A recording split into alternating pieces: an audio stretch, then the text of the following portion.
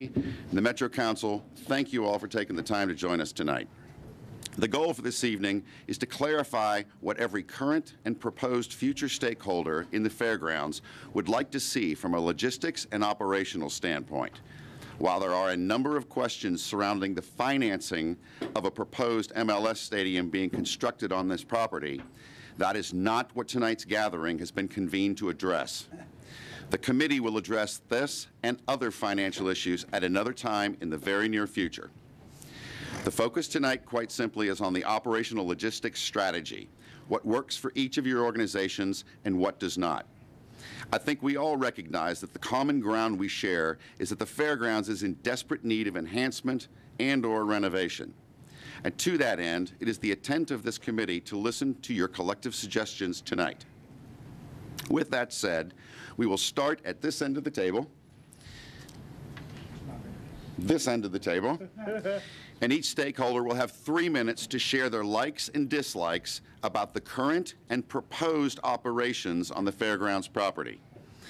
Melissa Smithson, who is being Vanna White tonight, will list everyone's concerns on the whiteboards.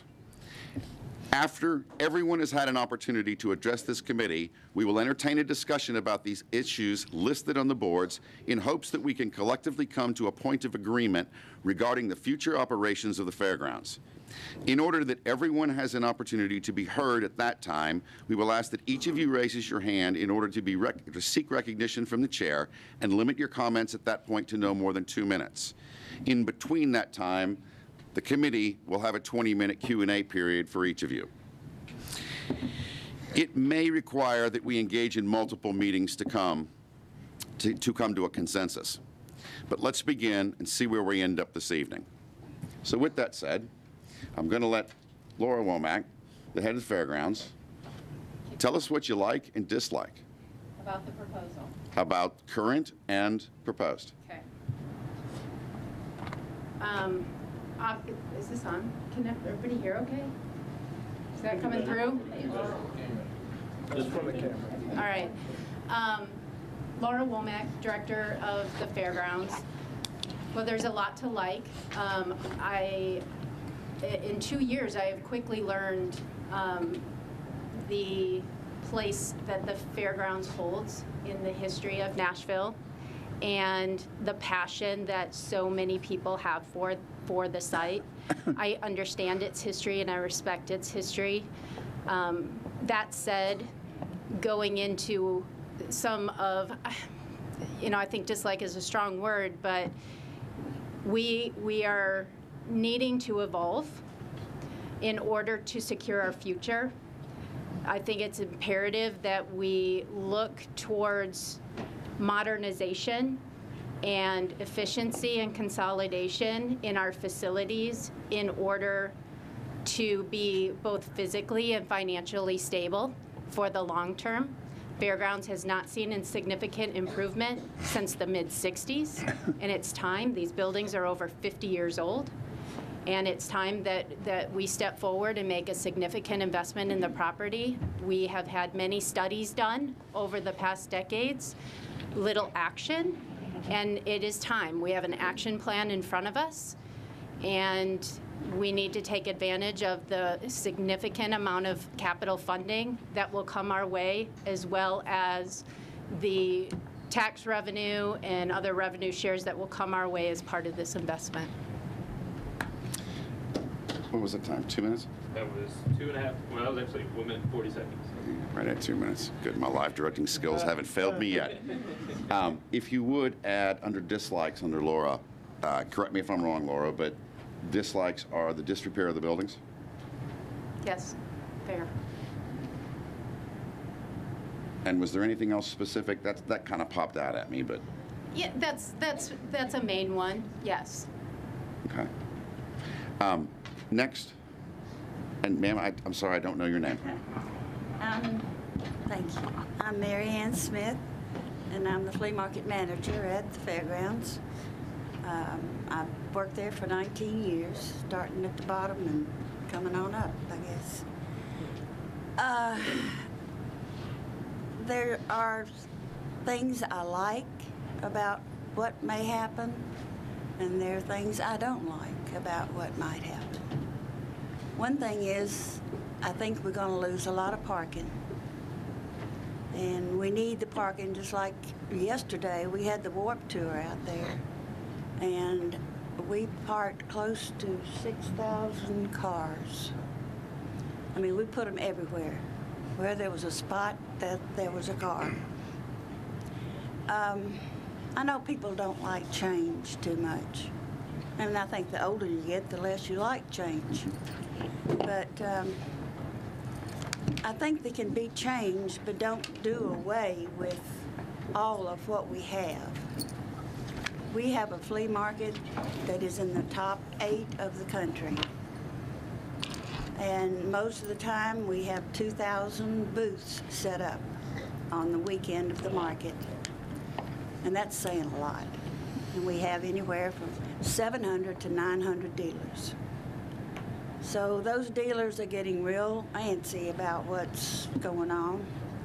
And they want to know what's going on, but they're scared. They really are. Most of these dealers are on a circuit where they go around the country. We're in that circuit and on the 4th weekend of the month, and they're not too happy about losing that, you know. So anyway, I have my likes and dislikes. Thank you. No, thank you. Next. I'm Scott Wallace, the Director of Events at the Fairgrounds, and I would like to yield my time. Okay.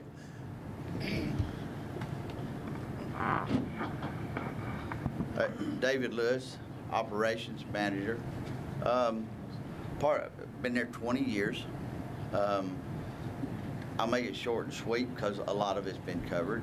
Dislikes would be the disrepair of the buildings and need improvements. We've been band-aiding for a long time.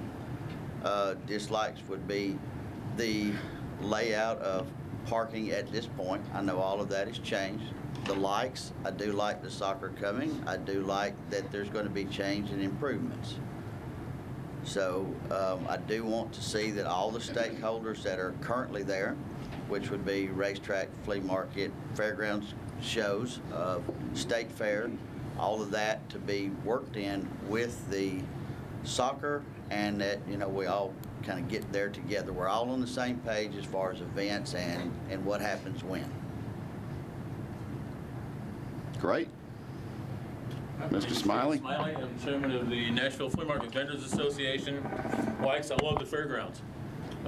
We've been a part of contributing to the fairgrounds for many decades, keeping it alive, keeping it through hard times when they've come after it in previous times. We've continued as a core group of people that utilize the fairgrounds to keep it alive.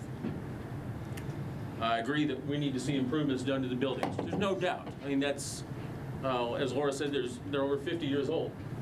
What we would like to see is those buildings improve for the users of the fairgrounds. What I don't like is that we're relocating everybody off the hill. That those of us who've been utilizing the facility for decades are being evicted off of the prime property in order to bring something new in that is contributing nothing financially to the fairgrounds. I don't like the fact that we're losing all of this parking. As they said, Warp Tour yesterday, they had over 6,000 cars parked. They filled up what was available for parking.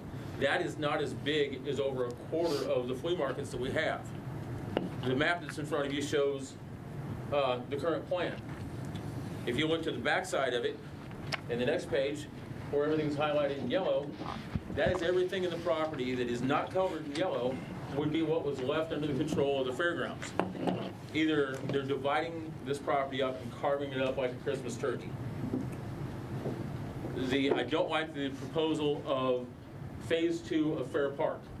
That loses 2,600 parking spots that are much needed for the fairgrounds. I don't like the fact that the parking is so limited for all the current uses. If you look at what's been put out there for the new buildings, the proposed new buildings for the flea market activities, it's equal square footage for conditioned and unconditioned space. What is not mentioned in here, and what we're losing through the loss of acreage, is the outdoor vendor setup space. And you can't replace that when you lose the acreage. And I've got concerns, which I'm sure somebody else is going to talk about how we're going to conduct a fair on the property. Everything we do on this property is to conduct the best fair possible. And with this shrinking of the property, I don't see how we're going to be able to do that. Thank you very much. Mr. Groen? I'm George Groen. I'm a member of a group, Historic Tennessee State Fair Foundation. It's a 501c3. But I'm also a user of the fairgrounds and have been for many years, since 1970. Conservatively, over that period of time, I've probably personally spent close to $1 million out there buying musical instruments for resale, antiques, jewelry. I go to all the bead shows with my wife. I go to all the exotic animal shows. And it's not uncommon for me to spend $10,000 or more in a month out there. The fairgrounds is, in fact, the common man's convention center. It does much, much more than a fair and the flea market. It has hundreds of events out there. I can't claim that I go to all of them, but I'm certainly there several days out of each month. And some of my 26 employees are out there as well. The buildings are definitely in disrepair, and some of them were less than stellar when they were first built, because when there was a big fire in the early 60s, some of the buildings that were put back in place were just metal buildings that were not of great architectural merit. But they are functional, have been. I'd like to see some of them replaced, but I don't want to see a big soccer stadium in the middle of it. I think that ought to be in some place like Metro Center. I don't want to see mixed-use development and housing in the middle of the fairgrounds. I think it's against the original fairgrounds charter. It's against the letter and spirit of the referendum, which I helped to fund, that passed back in 2011. And it was very clear in its intent. And while you may find loopholes to get around some of it, its intent was clear. And 72% of the population of Nashville voted to save the function and intent of the fairgrounds. And this plan divides the fairgrounds 117 acres and gives barely 20 acres for actual fairgrounds functions. It effectively takes over the fairgrounds and will ultimately destroy the fairgrounds as we have known it. It will cease to function effectively, and I view this as a prelude to essentially making the fairgrounds fail so that they can take over 100% of it. Thank you, sir. Ma'am, you're next. Please introduce yourself. My name's Jennifer Reinert. I'm a vendor at the flea market. My husband and I sell dog treats. And I'm going to speak for the elderly vendors that are in my building, okay? They are not happy about changes, obviously. I think Mary Ann touched on that. Upgrading buildings, they're all about that. Because we go in there sometimes and we don't have air conditioning, or we don't have heating, or we don't have lighting. So an upgrade, definitely. We do have to evolve as the flea market and the fairgrounds activities are concerned. They're concerned about, they never hear exactly what's going on. And they understand everything's fluid, but you have to reassure these people that the market's not going away. You want it to stay. You want the fair to stay. You want the other expo center events to stay, racing to do their thing. But that's not what's being conveyed, okay? That's what's got everybody up in an uproar as far as my building's concerned at the fairgrounds, okay? I think that having housing on the property is not a smart move. So if you want to dislike, that's a 100% dislike for myself and everyone that I speak for. Because, let's face it, You have a flea market, your house is there. Are you gonna like people parking wherever and walking around your property? They're not. So in a year's time, we're gonna be sitting right back in the same meeting for y'all to disband the flea market or disband the expo center altogether, because that's gonna interrupt people's home life, and that's not fair to us. It's not fair to them either. So why put housing up there? You can put housing somewhere else. As far as the soccer field's concerned, as long as you don't mess with our 4th weekend of the month, I really don't think a lot of people are going to be concerned. But you do need to think about where you're going to put us all. The buildings may have the equal amount, but you have outside vendors as well. We have to park as well as the people that come to the flea market. There's not. I think using the fairgrounds property 24 hours a day, 7 days a week, okay, because it just sits there sometimes and doesn't do anything. So that's not really fair either. It's not being utilized. But you have to take in consideration, you have a lot of people that do come, and we have to have somewhere to park. You're going to build our building, not tear down the other buildings, that's great, but where's our parking? That's a big concern. And the elderly vendors are concerned, how are they going to be able to get in and out and do what they need to do? Some of them bring their RVs and park them there through the weekend. Where's that going to be at? Are they going to have to walk 100 miles to get to their spot inside the building? You know, that's a concern. You have to think about those people. Thanks. Thank you. My name is Claire Formosa. I'm the Vice President of the Fairgrounds Speedway. My outlook, my views, as far as my likes of the potential soccer stadium, I think everyone in this room can agree that it's definitely time to renovate the fairgrounds property as a whole. I understand that if the property doesn't move forward and evolve with the way our city is changing and the way that times are changing, that, you know, we're going to kind of be the last man standing, and I understand that completely. But one of the things that I don't understand is, you know, why can the money that is going to be spent there, if a soccer stadium comes, can we not use that money to renovate the entire facility as a whole? I don't think it's fair that something that so many people love and enjoy over the years is just going to be taken away for something that someone else loves and enjoys for a piece of land or a venue that can go in so many other places in Nashville. And that's pretty much all I have. Claire, if you would you address specific racing concerns? Or is the gentleman sitting next to you here to do that? Dad can do it. I mean, my racing concerns are definitely parking. The dates are a huge concern to us. As most everyone in this room knows, we just recently signed a 5-year lease where we were granted 25 potential dates. And, you know, how can you compete with 25 dates when you have so many dates looking on a MLS calendar? How can you bring in a soccer game and have a race at the same time? I'll be honest with you, there's a lot of people that think if soccer comes that the fairgrounds is going to go away, especially the racetrack. How do you have this big, gorgeous soccer stadium sitting beside a racetrack that's been there longer than anybody in this room's been alive? So. Sir? My name is Tony Formosa. I'm the president of the Fairgrounds Speedways Nashville and the current leaseholder.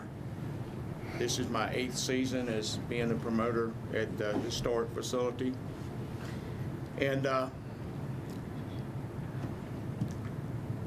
basically, I've been coming to the fairgrounds, my furthest memory of my childhood when I was 5 years old. I'll be 65 in November, and my dad was one of the early pioneers that helped start racing here in Middle Tennessee at the fairgrounds in the 40s and 50s. I was kind of born into racing at the fairgrounds and took it up at a childhood, and became a professional racer there later on, and had some of the most famous names in automobile racing to drive my race cars, such as Dale Earnhardt, Bill Waltrip, Bobby Allison, and Bobby Hamilton, and much more. And so here's my, when we did our RFP, and there was a long time delay on that, there was nothing said about a soccer stadium coming to the property, and they have the choice of dates, and possibly as many as 40 to 50 dates for different types of professional soccer, women's, men's, juniors, whatnot. We have 25 events now. In the past 8 years of our promotions, we have had only 8 to 9 events per year. We have 25 events now. And I don't have a problem with the soccer stadium coming to the fairgrounds, but I have a problem with the soccer stadium having choice of dates. When I have asked where the parking was going to be held, they said on the racetrack. Well, I don't think we have a choice. There's not going to be much space left for parking other than the racetrack. So I don't know how I'm going to plan my next 4-year schedule not knowing. And something else I want to say is the up and down of the future of the fairgrounds over the course of the last decade, over the course of the last several years, has hurt our attendance and sponsorships dramatically. Going out and seeking sponsorship and bringing people in when we don't know if we're going to be there the next year. Well, we finally got a long-term lease. We got a 5-year lease, and now we don't know when we'll be able to host events or whatnot. I feel like the fairgrounds is the common man's convention center of this city. And you take it away, what have we got? Well, nobody said for sure it's going away, but like my daughter just said, that's the word on the street. If the soccer stadium comes in, the racetrack goes away, the flea market goes away, the state fair goes away, what do you got left? So, and it never in a million years will it make sense to me to give away 10 acres of our property to someone. I don't understand that. That's all I have. Thank you. Thank you, Tony. And with that, I'm going to skip over to Mr. Dickerson right here, and then we'll come back to the center. All right. I'm Dr. Dick Dickerson. I've had a stroke last year, so I'm not quite as plain as I would be. I had one too. All right, well then you understand. On the dislikes, the creek, until something is done about the creek, it's going to be a problem. And it's always been and will continue to be a problem. Secondly, there's dramatic need for better buildings. I retired from the White House and then later from being state superintendent of schools in Kentucky. And I've been at the flea market 15 years. And I have seen that parking is always a problem. We strongly supported the vote of the citizens, and I became friends with a number of people as a result. But we got out the vote, and the citizens voted for the charter changes with the raceway, flea market, and the fair. And we strongly support that. As far as the racetrack, where it could be, it doesn't have to be, it could be somewhere else. Our folks are not as strong on, some are for it, some are against it. Those that are for it think that it will help strengthen the property to keep it as it is. We think it could go somewhere else would be fine. The buildings I've mentioned they're better than a lot of fairgrounds, but much worse than many others. And it's time for change.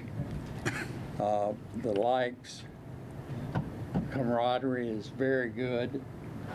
We have a very good director that's extremely liked, and the head of the flea market. Both those ladies are highly respected and well liked.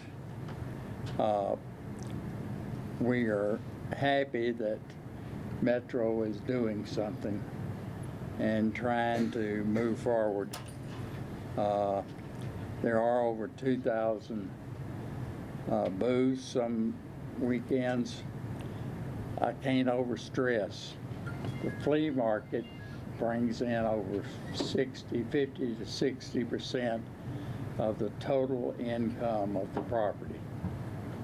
Being one of the 7th or 8th largest in America, it brings in a tremendous amount of money for Metro and to keep the whole program going.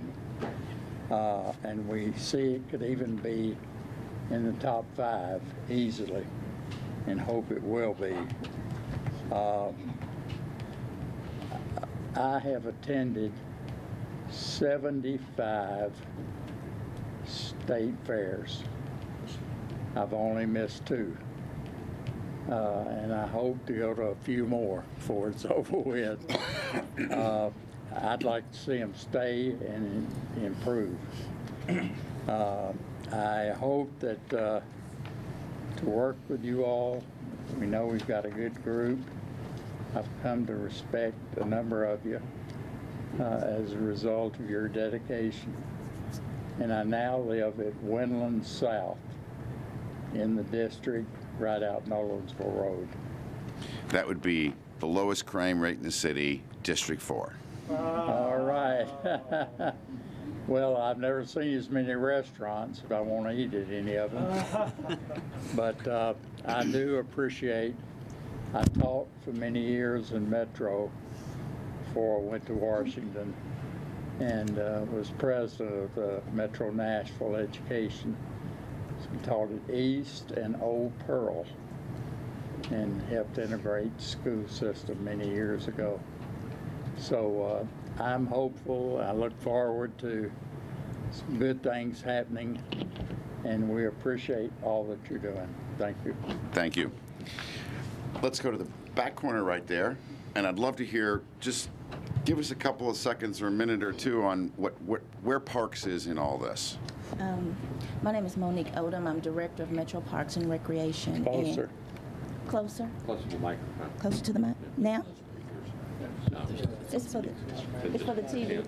Okay, I'll speak louder. Yeah, you're just going to have to speak louder. These are just for the television cameras. All right. By the way, we are all live here, so Okay.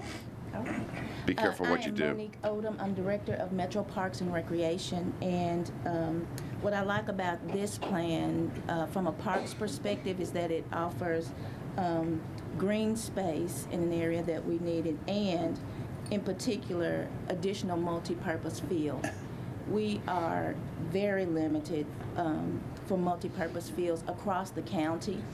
There's more demand in the county for use of multi-purpose fields, whether it's soccer or football or any other athletics. We work with Metro schools and many sports leagues, youth sports leagues in particular, across the county, and there is a very high demand for sports fields. So that is one of the features that I like about this plan, and just to offer green space in this particular area, I'm very supportive of that as well. So. Thank you, Ms. Odom. Mr. Honeysucker from the Water Department, God bless you, sir. You are everywhere. Thank you for being here tonight. Thank you. John Honeysucker, Metro Water. I'm the liaison for Metro Water. The part that Water has with this, let me first say, when the fair director, the new Ms. Womack was introduced as the new fair director, she was very open to coming aboard and learning about water, what we did at Metro Water. And that shows a lot on her side as commitment to what she was bringing to the table. So I want to publicly thank you for reaching out and coming over and just taking the time to learn what water entails. As you know, as it was mentioned earlier about the flooding and different things like that in the area, that's Browns Creek. We are doing mitigation over there. We're actively doing that. That is something that's ongoing throughout the city of Nashville and our county. Flood mitigation, stormwater concerns. The positive thing about that, we are actively working to help work on those type of issues that are surrounding the parks area. And we're going to continue to do that, whether this plan moves forward or not. That is a commitment that the director has made, not only to just that area, but to the overall county. Thank you. Thank you. I'm Ann McKinney. I'm with Christmas Village. This will be our 51st year at the fairgrounds, so we've been there a year longer than the flea market. And I've been the point of contact with the fairgrounds for 25 years, so I've seen a lot of ups and downs, lots and lots of uncertainty. On a number of occasions, we looked to go somewhere else because of the uncertainty, and there is nowhere else in Nashville that can accommodate us. We need guaranteed dates. We're always the weekend that's 2 weeks before Thanksgiving. We need affordable parking for our volunteers and our merchants, and we need 100,000 square feet of exhibition space. So there's nowhere at any price that we could go. So we support this plan, and we have two major concerns, which is the parking, because on Friday and Saturday we need to park up to 4,000 vehicles, which is going to probably be a problem. And we absolutely cannot have a soccer game that weekend that we're there because of the parking and the people. We have 30,000 people that come through on our weekend. We have 265 to 270 merchants that are from 28 states. We have people that come from all over. And we are a non-for-profit. We've raised $11.4 million in our history, and it's run completely by volunteers. So this is a near and dear cause to us. We could never move our dates because all of our merchants are on the circuit, and so they know what date to come. If we have to move our dates, we'll lose most of our merchants. And if we were to go, make it smaller or skip a year, would be out of business. Over $9 million has stayed in Nashville. So we're a good philanthropic organization for the city of Nashville. And so we appreciate that you've worked with us, and we're hoping that those last two hurdles that we can get over those. But of all the plans that I've seen and all the uncertainty, this is a good one for us, and I think for the majority of the stakeholders. So, thank you. I believe Friends of Fairground are next. Well, State Fair. Scott Jones, manager of the State Fair. I've been involved with the fairgrounds over 31 years, working there. I've been involved from flea market to racetrack, and now managing the State Fair. The things that currently dislike, which we're all going to agree on, the buildings are in need of repair. One other thing that I dislike is that we do not have control of all the property that surrounds the fairgrounds. We really need to have all that property that borders that fairgrounds, just due to the fact having neighbors that back up to that property is not always a good idea, especially with livestock during the fair, and I'm sure even with some flea market issues and other shows that are throughout the year. Things I like us having a good dialogue and conversation, and ready to spend some money and maybe do some improvements to the fairgrounds. But this plan, there are a few number of concerns that we have. Of course, parking, which has already been talked about. But one of the things is, and I've brought to attention on numerous occasions, is right now we can only currently park enough cars on the property during the fair to have 16,000 people at the fair. That's all we can have on a Saturday. Right now, yesterday, they had 12,000 folks there for a concert. And of course, they parked those cars in spaces that we would normally have livestock, carnival, food booths. For the fair to grow and prosper, we need space, adequate space to be able to do that. Ingress and egress, getting from the interstate. Wedgewood's a 4-lane road, but it's really 2-lane under the bridge. They were backed up down the interstate. I think it took almost 3 hours to get everyone in the fairgrounds. That's with just 12,000 folks. If the fair grows and we have 30, 40, 50,000 in a day, have a soccer game during the fair or a big concert, that's another 30,000 plus. Then you're going to have limited access to the mixed-use development. Those folks, I'm sure there'll be businesses in that mixed-use development. They'll need access to delivery trucks throughout the week to deliver their goods. And normally what happens, you know, we take the whole property, and then of course, how do we secure the property? Will there be temporary fencing? We have to go around, you know, our area and stake our claim. Of course, you know, the cluster of buildings, I'm assuming that where they're planning on relocating, the flood zone borders around there. Well, right now, we couldn't put carnival rides. Carnival rides pretty much have to be on level ground. They can't be in the flood zone. The carnival owner will not, you know, put $1 million ride there to be flooded in just a quick rainstorm. And I'm sure that the buildings in that area are really going to be tight. The livestock buildings need to have, where you can circle the whole building to have trailers and exhibitors unloading.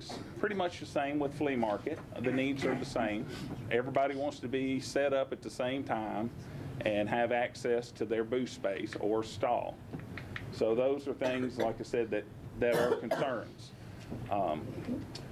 RV spots, I don't really see a plan or an area labeled for RVs, but typically for the fair we need about 100 to about 150 RV spots. Then we need water and sewer access throughout the midway area for the food booths to be able to drain, which will be utilized throughout the year. One other, I guess, concern that I would just like to touch on would be in 2013, Metro Council, they had a study. And of course, the fairgrounds really falls in the very low percentage of fairs when you compare them across other state fairgrounds. And to cut the footprint down and not expand the footprint to grow it, I just don't see how it's going to be viable to all the other shows to prosper.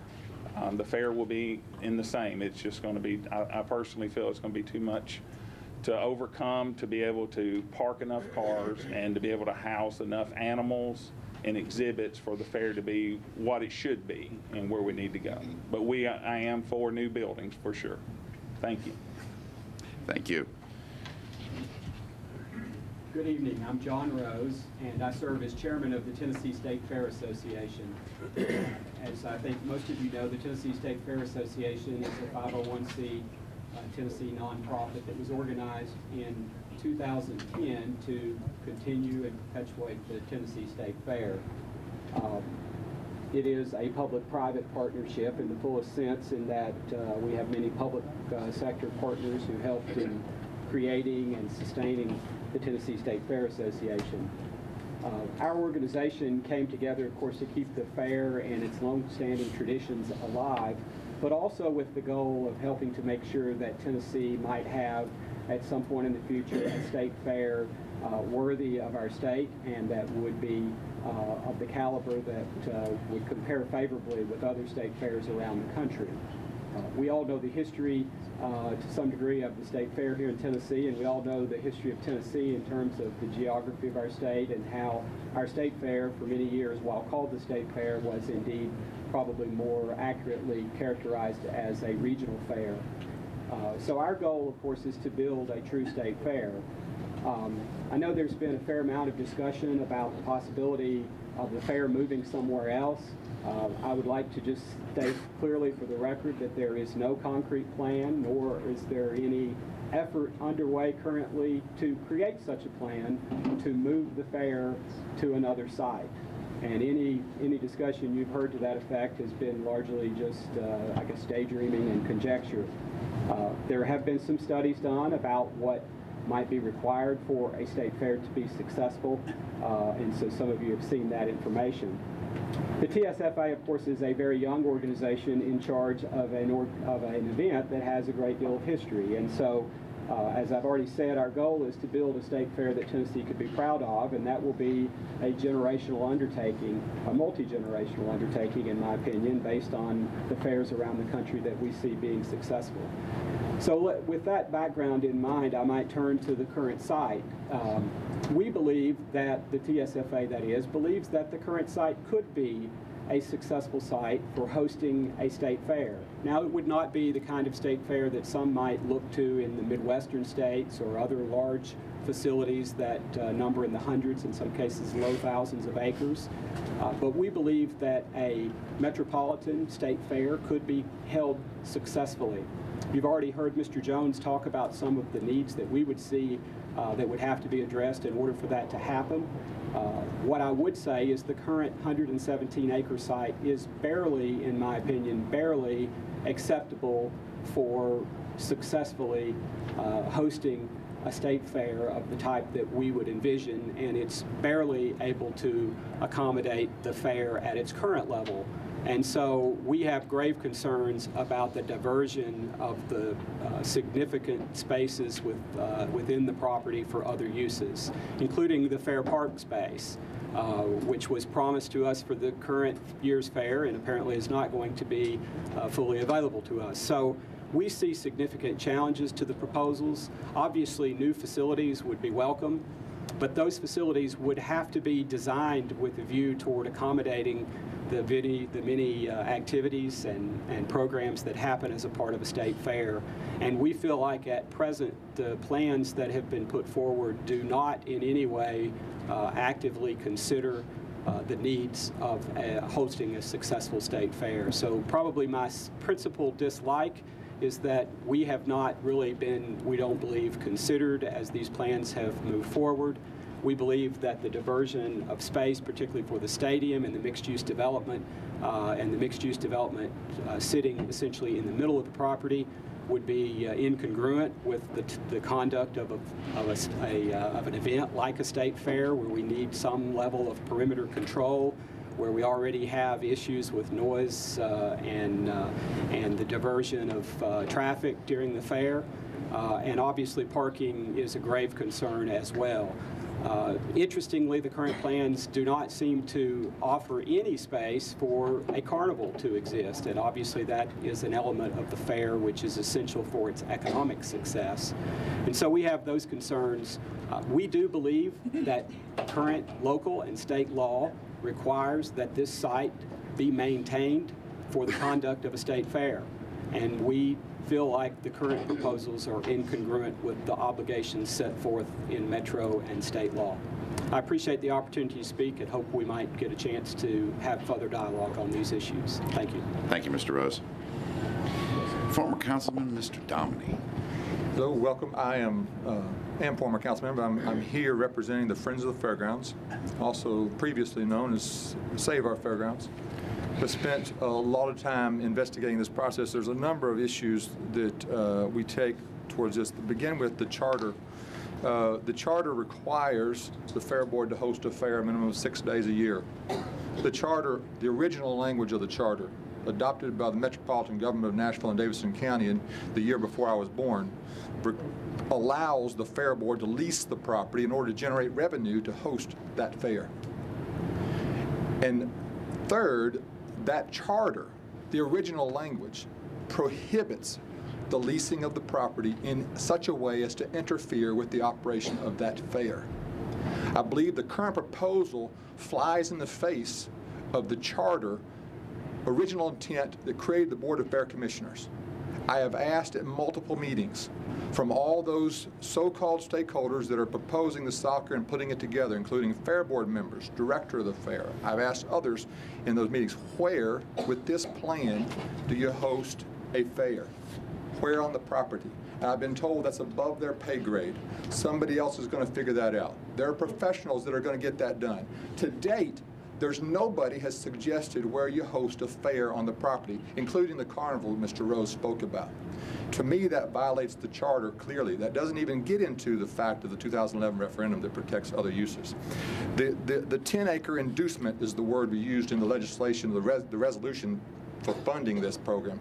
Inducement, if you look that up in the dictionary, the first definition of inducement is bribe. If I was to offer a bribe to anybody in this room, I'd be placed in jail. But that's the word used by the administration, the finance department, for this proposal. The 10-acre giveaway, again, it's surplusing property without going through the proper process. We have a process in the city of Nashville to surplus property. It requires the controlling party or department to declare it's no longer needed for their purposes. It then requires other departments having first right of refusal to take that property, and then and only then can it be offered to the public. But it can't be given away ahead of time. And that's what's been taking place. So there's another violation of policy, procedure, or state law or charter. The other obstacles we have, besides the conflict of interest that have been brought up about various board members and other members with this proposal and how it's moved forward, the 10-acre giveaway is a concern. The concerts, which is now a change in what was originally proposed when they moved forward the funding resolution to fund this. It was going to be a soccer stadium when it was first announced. 2 weeks later, said, oh yeah, we forgot, we're going to give away 10 acres as an inducement. A few weeks later, said, oh yeah, we're going to put a hotel. Now it's going to be 900 apartments, which require, according to law, unless I'm missing something, 900 apartments require 1,800 parking spaces. Those can't be used for the fairgrounds. They may be on site, but they can't be said, well, we're going to use those for fairgrounds operations. And so parking becomes an issue. ADA compliance of parking vehicles on the racetrack or in the infield of the racetrack. What happens with that? What's the cost of that? How much of the $25 million that's supposed to be going for infrastructure improvements on the fairground site would have to be required in order to make parking in the infield of the racetrack ADA compliant, which it has to be because of the growth and the increased development. And that's never been addressed. The parking, again, is the issue. 200 hotel rooms. The fact is the community plan change that was proposed is before the Planning Commission later this month is asking to change D1 land use. D1 is district improvement. Now it specifically states in the Nashville Next plan that D1 should not be used for housing. But they're proposing to change D1 neighborhood use or community plan to mixed use to place 900 apartments and 200 hotel rooms. It's in violation of the community plan that was passed with Nashville Next. The fact is, it's hard to believe what comes forward because the changes in what was proposed continue to evolve. And you give an inch and they take a mile. This was originally going to be just 8-acre stadium. Now they're proposing not 2,700 or 27.5. They're proposing 33,000 seat stadium. Originally, the mixed-use development was going to be at the foot of the hill. Now they're proposing taking all the existing uses, placing them at the bottom of the hill. There's a problem there. It seems to be a bait and switch, or at the very least, smoke and mirrors. Well, we're going to have a discussion while at the same time we're moving forward to hire a organizer and activity manager. We've spent money from departments that didn't belong to the fairgrounds to work on soccer development. Again, there's more and more things, so we have difficulty approving this proposal because of the many things I brought up, and there's a lot more even on this sheet that I haven't brought up that are in utter contempt for the rule of law, contempt for the voters, 71% of which voted to protect the property and its existing uses. And the problem is there's an agenda taking place, and it's moving forward outside the policy of the city of Nashville. And they're basically showing utter contempt for the process. They're moving forward as if it's a approved deal, and it's not. Mr. Dominy, you have just had Melissa Smithson, who is also with Friends of the Fairground, defer her time to you. So you have 3 more minutes, sir. Thank you. I was trying to cover a lot of things. I know. I was trying to interrupt you, but I didn't have time to stop. You were on a roll. I didn't want to interrupt you. But ultimately, I support soccer. I don't support soccer at this facility. I have opened 4 soccer fields, outdoor soccer fields, in my council district when I was serving, 3 indoor fields. All that was done with private dollars, not an inducement of $15 million to $20 million worth of land that takes away the risk of a billionaire and places it all upon the taxpayers of Davidson County. I have a problem with that. It's time we acknowledge that Nashville is the right city for soccer. The Fairgrounds is the wrong location, because here's what's being proposed. The Fairgrounds, in the condition it is, which has been purposefully and overtly left unaddressed and improved over decades, brings in 1.6 million people a year, over 700 events last year.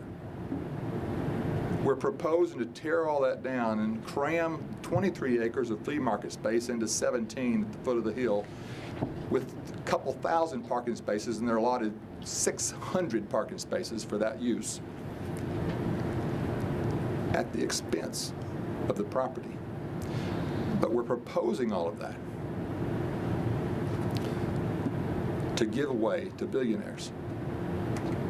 And that's what's being done, while not following the proper procedure of the city of Nashville. How many rules, laws, policies must be broken before this proposal becomes a bad deal?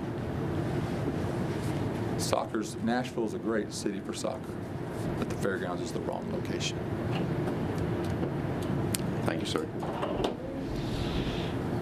Now we get to the front table. Thank y'all for being patient and understanding and respectful of one another. Kind of warms my heart that we're all sitting around here, and I can tell you right now that half people want to shoot somebody in this room, but it's nice to see everybody sitting down and actually having a legitimate conversation. So with that said, I would love to hear from the Sports Authority. Well, I'm Monica Faulknerson. I'm the Executive Director of the Sports Authority. We would serve as the owner and the landlord of the proposed soccer stadium. You know, I would just say this. I think it's very obvious that the Fairgrounds is a special and beloved place, and I think we all agree on that.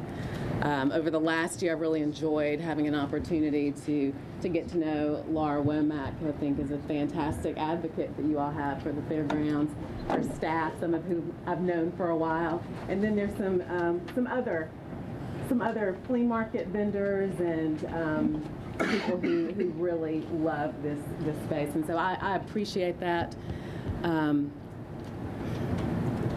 know, I think that we're excited about the opportunity to bring soccer, and you know, and really want to do it in a way that is respectful of the rich history and the tradition of the Fairgrounds, and I think that we can find a way to do that, and that's where we are at this point. Clearly, the Sports Authority will be voting on some documents next week related to the ground lease and some other documents. But we appreciate the space too. Thank you. My name is Toby Compton. I'm a native Nashvilleian and have a lot of really fond memories of the Fairgrounds growing up. I'm also a consultant to the MLS effort here in Nashville, and as many of you council members will know, I was with the Sports Authority for some time, and so I have experience with their other sports facilities and large facilities we built in the city. And I apologize. And I would say that as I've thought through this, I sincerely believe that our efforts can complement the other existing uses, all of which, as Monica said, have a rich history and a constituency that should be respected in our city. I will say that I was there early in the process. The MLS organization, Major League Soccer organization, gave us very clear parameters about how we could and should cite the project.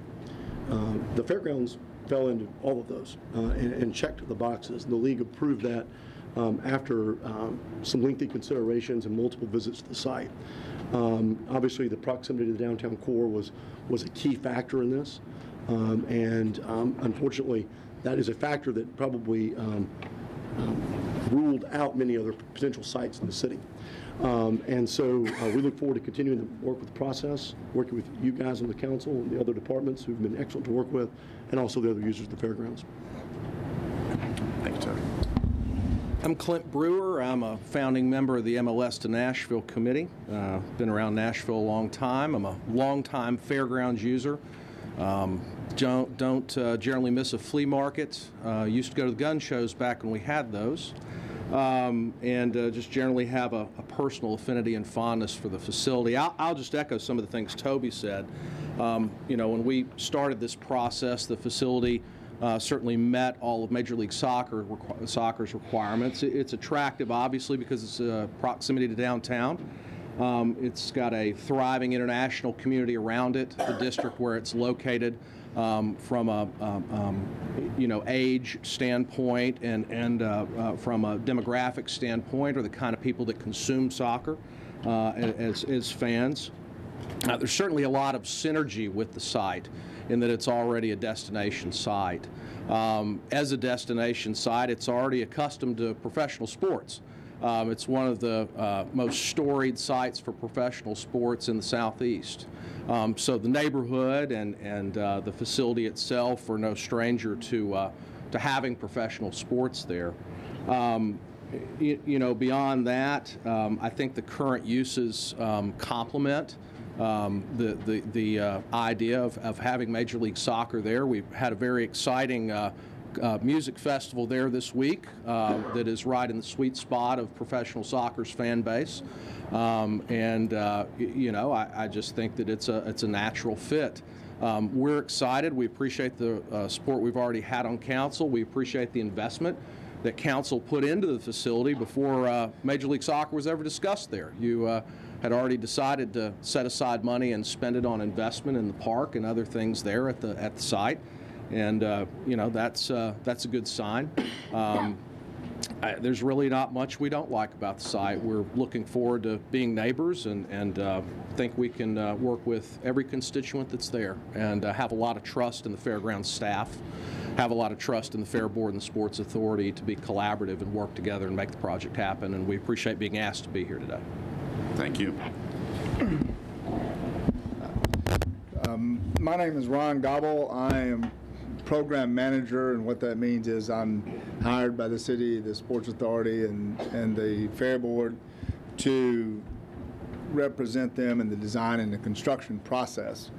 But I'm also a native Nashvilleian. I'm one of those that rarely visited the fairgrounds. I'd been to state fairs 50 years ago, and I've been to them about 5 years ago, and not many in between.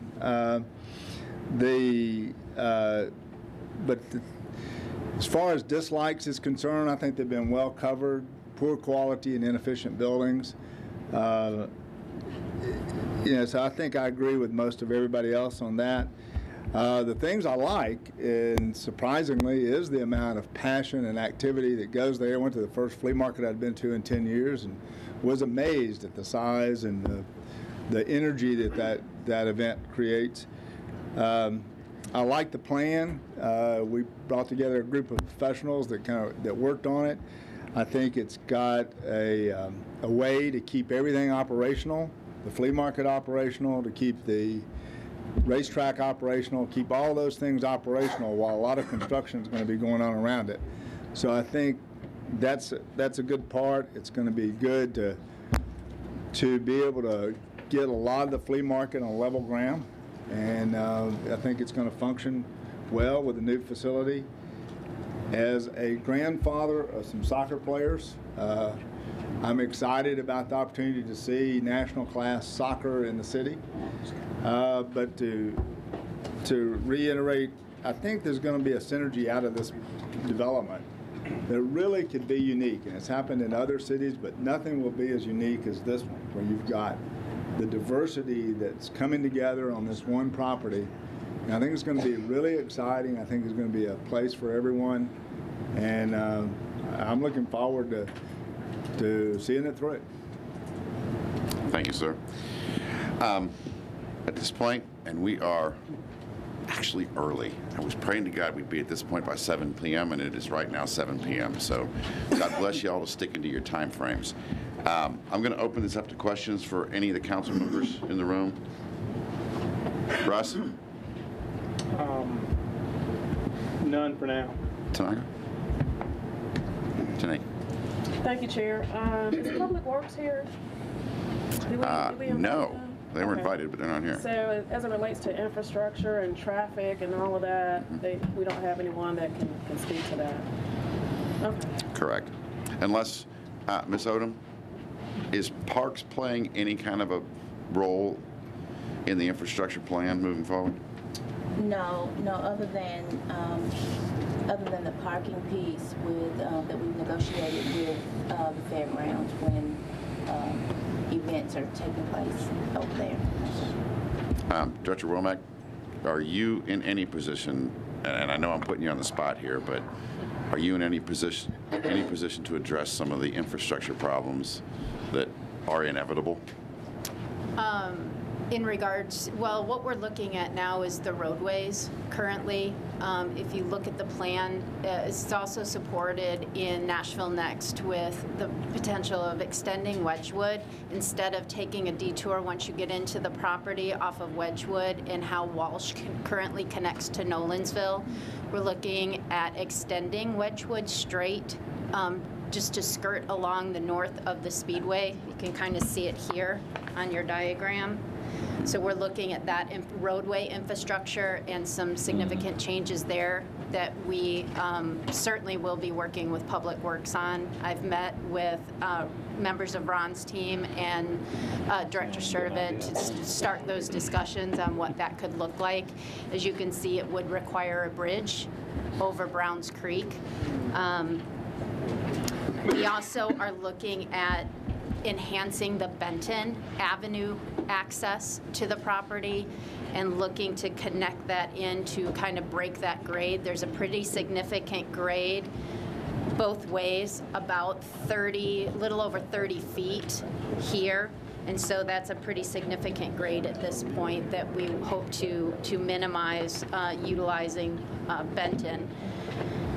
As you know, we've already made some bridge improvements. We did that early on in 17. We had inspections done of all 5 bridges that were over Browns Creek. We did have to condemn one and remove it. It was beyond repair. Other ones, we repaired a lot of the abutments and surfacing, and we have load limits on those now. We made significant improvements to the bridge that serves off of Craighead that we can bring larger vehicles to service the raceway through that.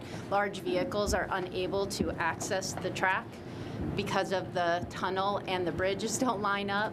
And so we have to bring them into turn 1. So we had to improve that bridge and that infrastructure and increase that capacity to 40 ton. So we've been working on that as well. Thank you, Director Womack. Let me get council question first. This is a response to her question about infrastructure that was presented before the Fair Board about a year ago with the police department, the health department, and others, but specifically the police department.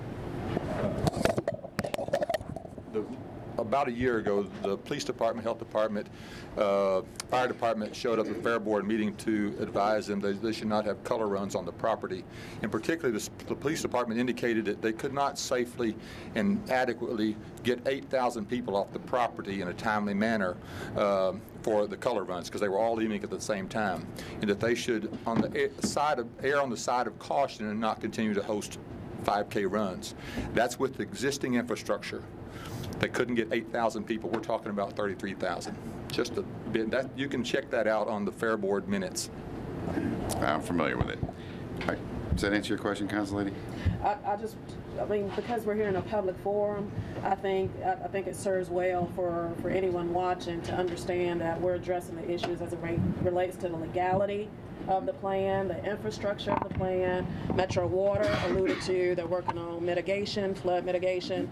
I don't know if that plan, I don't know what you being the chair, if you vetted that or if there was any conversations as it relates to that. Mr. We have the report from Parks.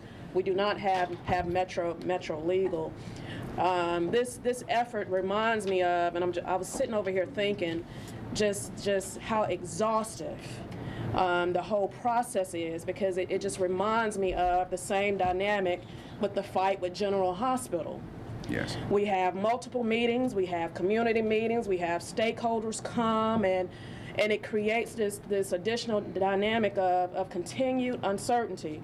So when Tony was over there talking about how, the stability of the fairgrounds, the up and down, the merry-go-round, this roller coaster that we're on, it just resonated with me because we're coming off this battle as it relates with General Hospital. And here we are again, right, the 9th hour, and another exhaustive battle. So, but Chair, you're having a wonderful meeting. Amen, Council Lady. The dialogue has been great. I agree with you totally. Yeah. It's been an exhaustive year. Yeah.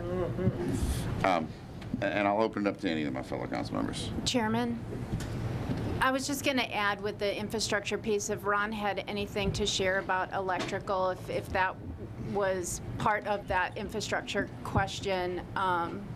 Please. To answer that portion, that is a key part. I mean, even to improving the fairgrounds itself in our buildings, those pieces.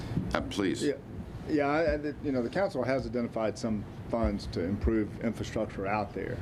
What our preliminary investigation has found is that there's good support all the way around the site. Pretty much everything on the site is kind of like the things above the ground, things below the ground are tired and out of date and frequently. But we've gone through, we've done some preliminary budgeting. Looks like those things can be done inside that budget. And it would benefit everybody, benefit the new facility, benefit and Mr. Gobble, let me interrupt you. Let me clarify which budget you're talking about, because that's part and parcel why we're all here, is to clarify things. You're talking about the $12 million that the council allocated for the improvements across the board at the fairgrounds about a year ago, correct? No, sir. As I understand it, as part of this package that's coming back before the council is some money to improve the infrastructure on the fairgrounds. So you are referring to the future proposed allocation of $25 million? Yes, sir. That we have not even begun to see legislation on yet. Okay, well, that's all I'm asked to do right now is to understand what kind of impact it is, and it's going to be it's one of those things. It's going to be doable. We just need everything kind of upgraded. We do have good sewer, and working on the fair park work is doing a huge improvement of the stormwater quality out there. So those kind of things are being taken care of right now.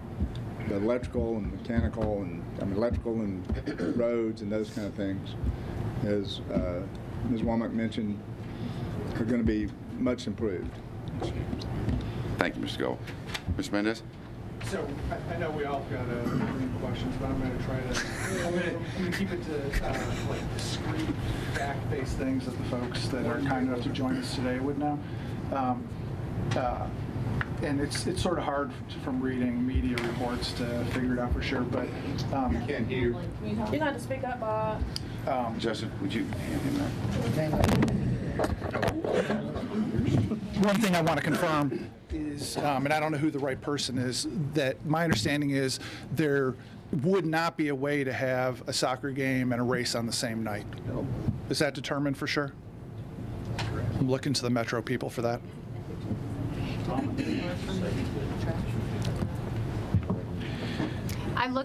From my perspective, I look at timing. It certainly is going to be a good faith collaboration with the team to work through scheduling. As you know, our races run all day. They are all-day events, most often on Saturdays, and most games as they run are about 7:30. Could that work? No. So I guess what I'm hearing you say is they couldn't happen at the same time.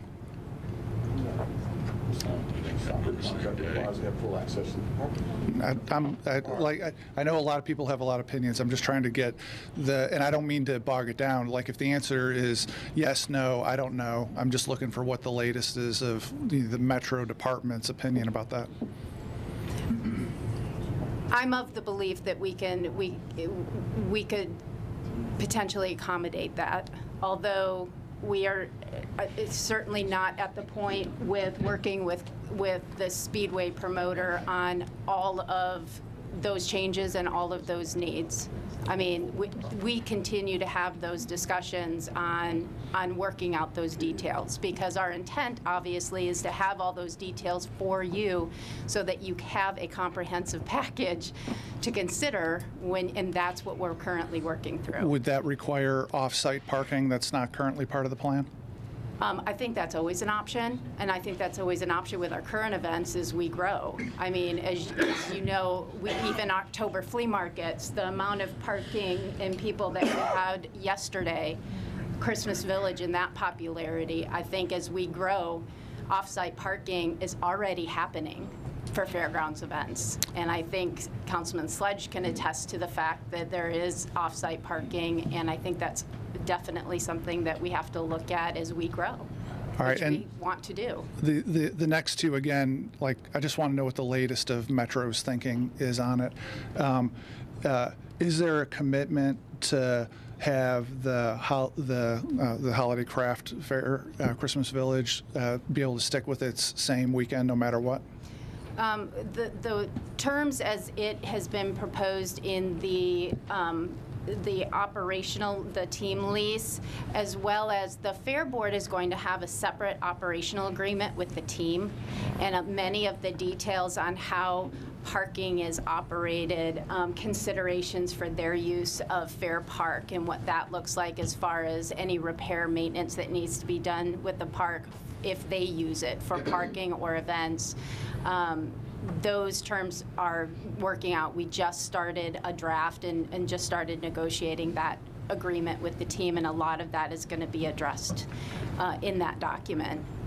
So as far as the scheduling goes, it is already in the team agreement, and they have they're obligated to negotiate or collaborate on those schedules, knowing that the flea market, that schedule is set in perpetuity. Everybody knows when that is. I can tell you in 2025 when flea market dates are going to be, and they know that going in, and they've committed to negotiating and working with MLS to accommodate those dates. And certainly with like Christmas Village, and Ann and I have talked about this, if for instance, playoffs were to go into November. I don't know exactly when the dates of those games would, but that, again, many of our events do have kind of those set weekends that we would be setting in our schedule right away. So, not to lawyer you a little bit, but I mean, so is that a yes, that there's a commitment to let them have that weekend forever? Yes. From our perspective, yes, and the team has committed to those good faith efforts to schedule with MLS around those dates. And Sports Authority? So with the, we're talking about Flea Market or Christmas Village? Flea Market and Christmas Village, both. Again, I mean, I would reiterate what we have been told is that the MLS, the ownership group, is working with the MLS to try to come up with something. They understand that there is a commitment to the flea weekends, and so how do we do that in a way that that does not disrupt what's already there? And then this morning, Turn the microphone over. Oh, I'm sorry.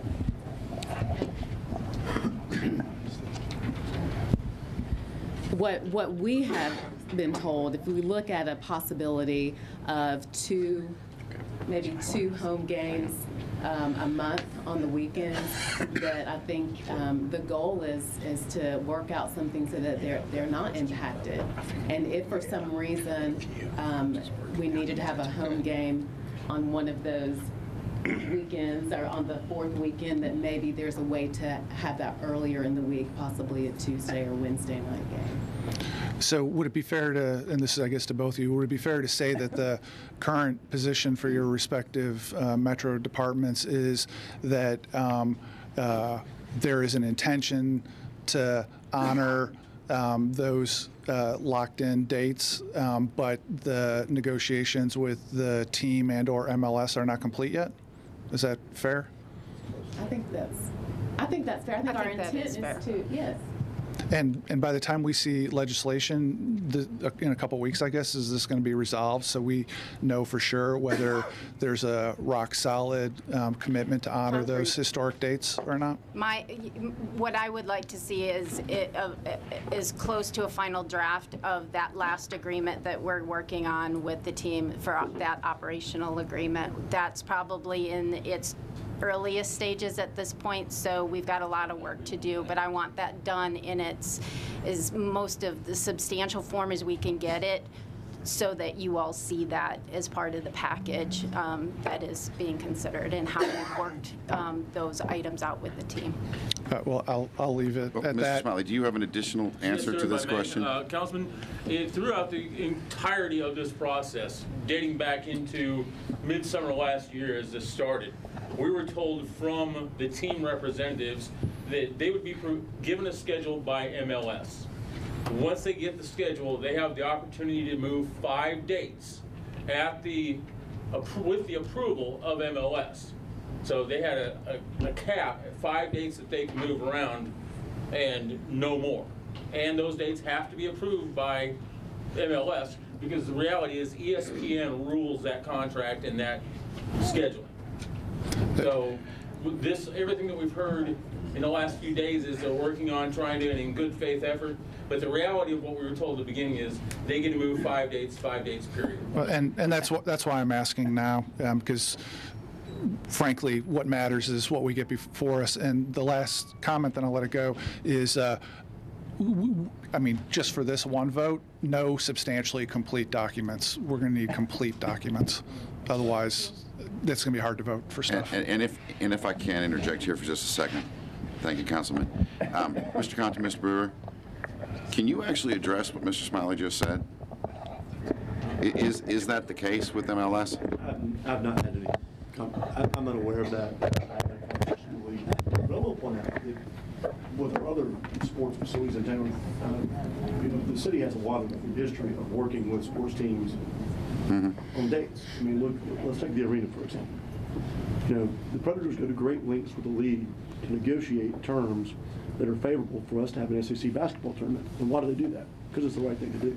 And I can assure you, our ownership group will do the same thing.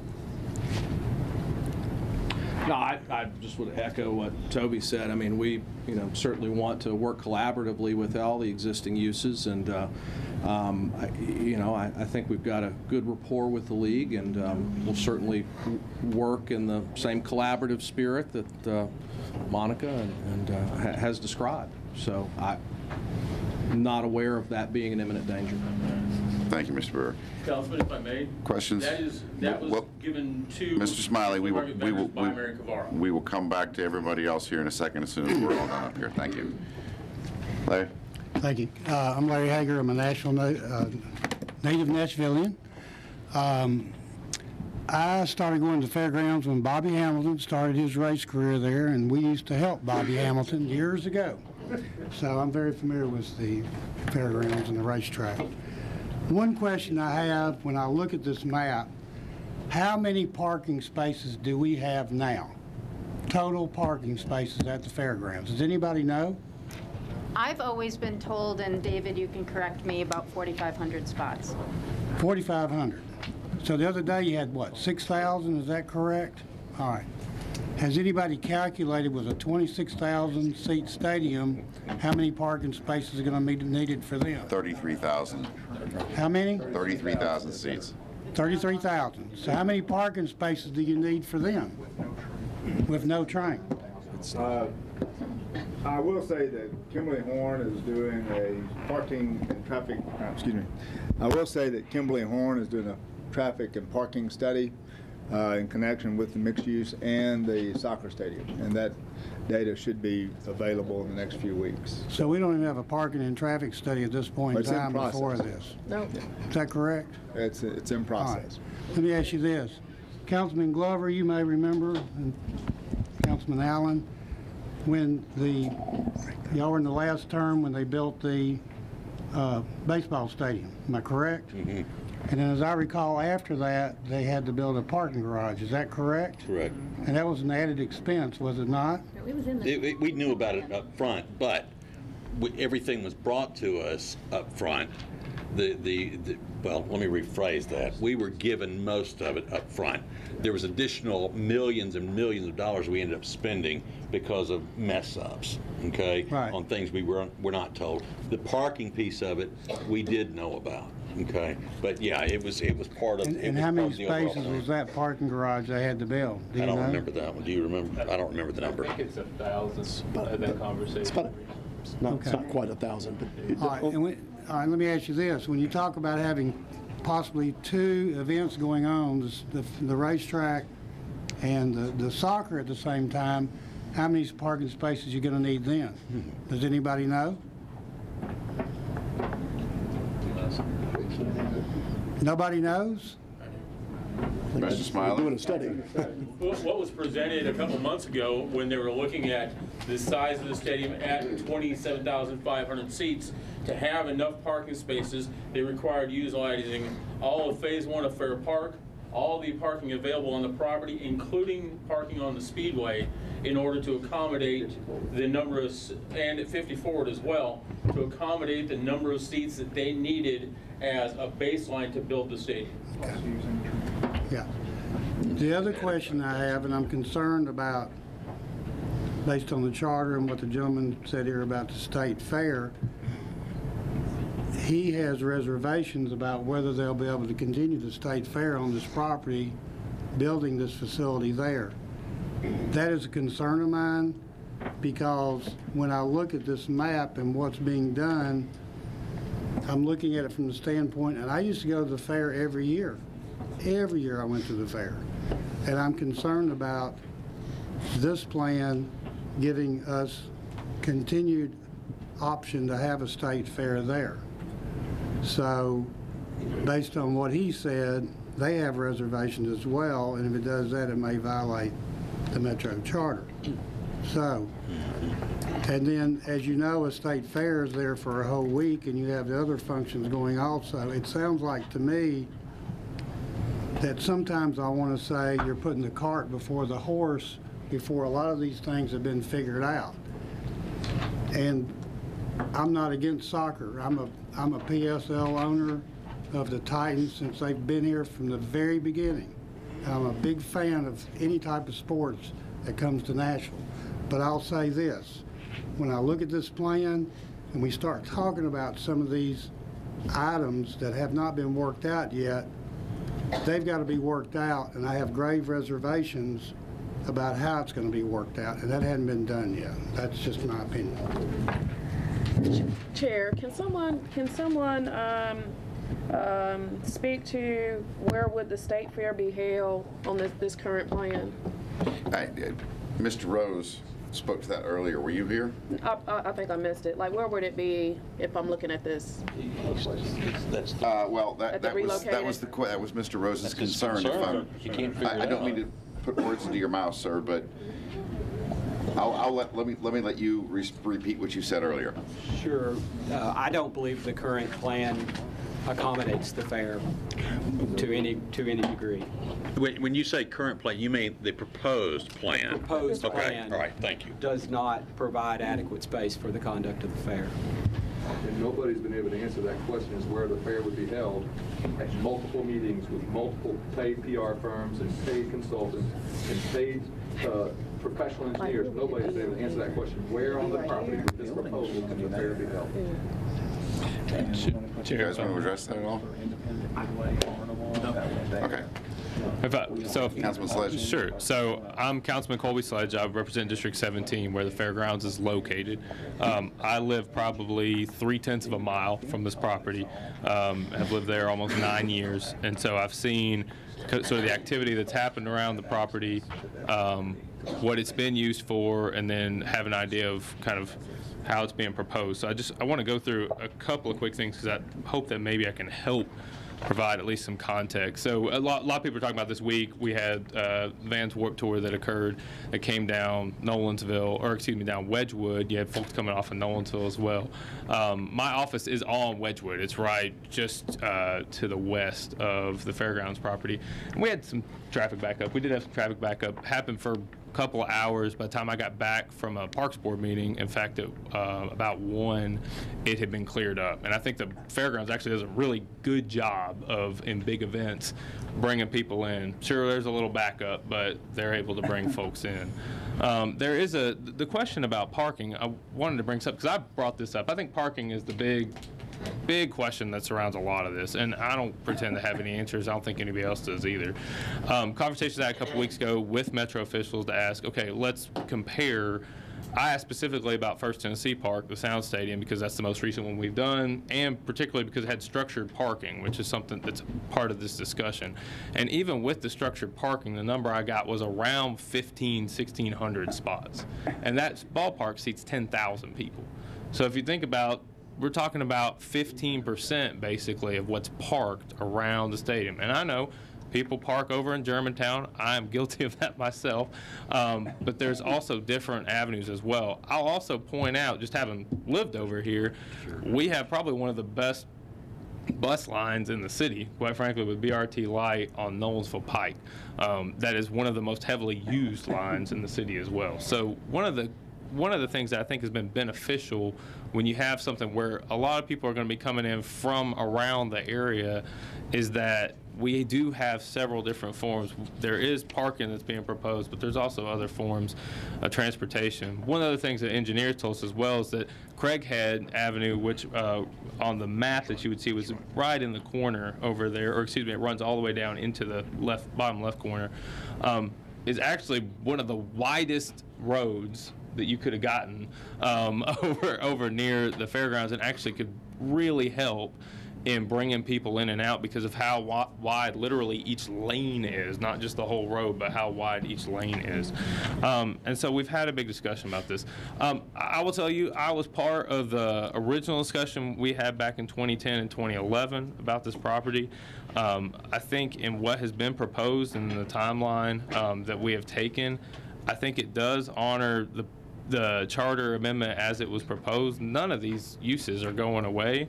I think a lot of these uses are going to be enhanced, and we've got a chance to do something pretty incredible. Just as a reminder, this is 117 acres in our urban core, and it's huge. I know Mr. Rose is saying that it's just barely at 117 acres suitable for a state fair. If that's the case, then we got to figure something else out, because 117 acres ain't growing anytime soon.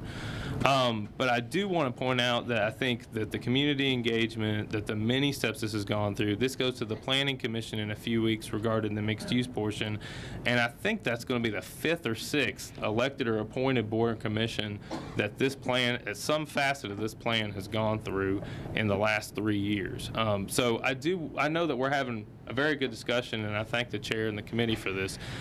But we've had the opportunity, I think, to have a more robust discussion on this property and on this plan than I think most things in the city, and I think that's the way it should be. So I appreciate the time, Chair. Councilman? Okay, well. Double mic. Hey, double here. All right. Since I'm thrown into this, I just wanted to first of all, we've been here for a while, and I want to say hello to everyone. I am also on the verge of my concern on this issue is the topography of this land. I don't think we are actually looking at this picture in the right focal point. It's going to cost us, we need to be very realistic.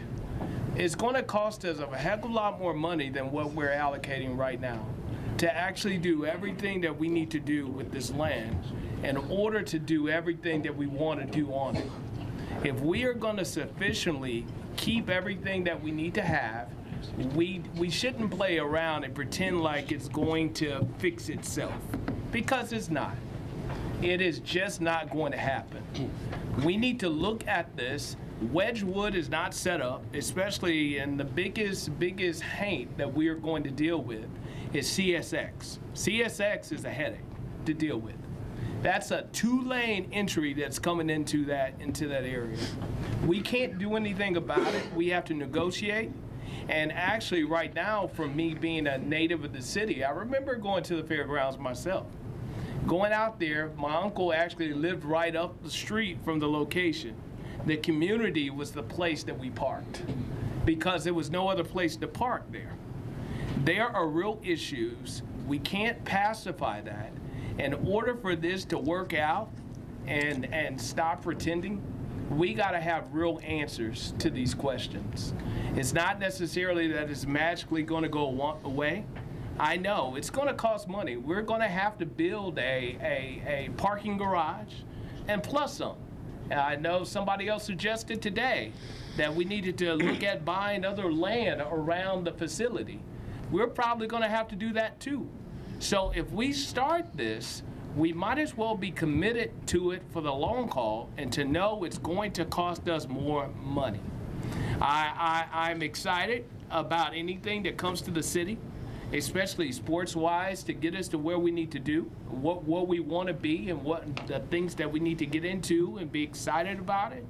But there are other options that could have been on the table that we didn't necessarily look at in the beginning of this segment. I'm willing to support other things, even though, you know, every time we don't win our way, you know, we're going to have other things that we're going to get into in the future. I'm willing to support the transition to get this done, but we have to do it the right way. I don't accept Xing anything out in order to get this job done. I want to keep everything that we have, as long as, and also bring you on at the same time. But as of right now, the questions are not answered, and I don't feel good at going forward with this myself. Thank you. Thank you, Councilman. Yeah. I was waiting for a question in that. Oh, yeah, I'm sorry. Yeah. Yeah, actually, I do have a question. Yeah, okay.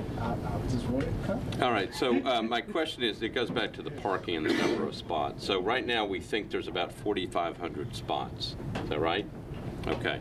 So let me make sure I'm clear. In terms of trying to envision the new plan, is there some number that comes with the new plan that takes the 4,500 existing spots and changes that number? If you took every vacant spot, including Fair Park, and including the 1,600 spots, if they were all available as part of the mixed use as proposed in the rezoning application, we're looking at, I think it's 6,100 spots. Okay, so under the proposed, at least the current proposed plan, it goes up by 1,600? If they were all available. Okay, yes. so it's 6,100 spots. I guess my question would be, and maybe this goes back to the study, have we actually figured out, like for the Christmas Village event, for the flea market, I know there was a question about, Mr. Rose, this goes back to the state fair. You can accommodate 16,000 people. Obviously, that's not 16,000 cars. That's 16,000 people. So has anybody done any research on how many cars show up for events like that, for the races? How many parking spots do we need? I know we've got 4,500 now, but do we know, obviously that it doesn't sound like it's enough now. So do we have any idea what the overflow is?